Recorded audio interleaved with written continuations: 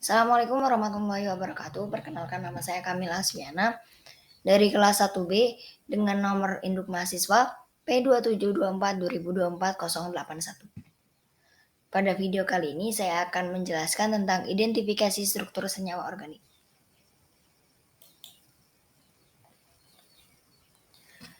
Apa itu senyawa organik?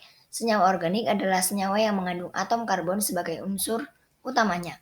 Biasanya terhubung dengan hidrogen, oksigen, nitrogen, dan unsur lainnya.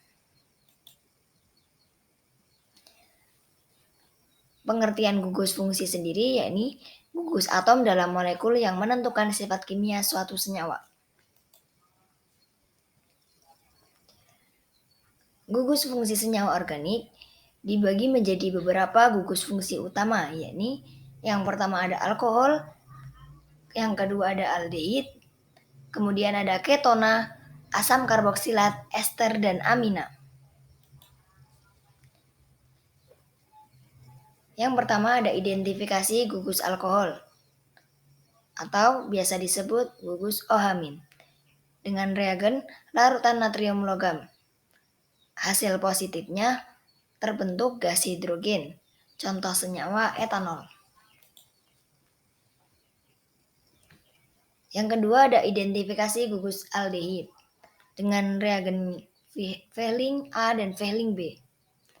Hasil positifnya terbentuk endapan merah bata, contoh senyawa formaldehida.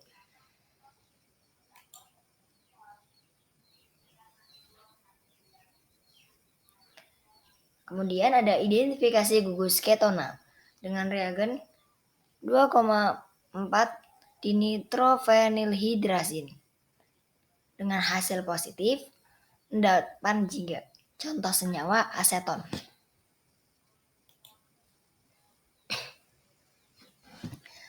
Kemudian selanjutnya ada identifikasi gugus asam karboksilat dengan reagen NaHCO3, natrium bikarbonat. Hasil positifnya terbentuk gas CO2, yakni gelembung gas, contoh senyawa asam asetat. Selanjutnya ada identifikasi gugus ester, yakni reaksi hidrolisis dengan asam menghasilkan alkohol dan asam karboksilat. Hasil positifnya berupa bau khas, biasanya harum seperti buah. Contoh senyawa metil asetat.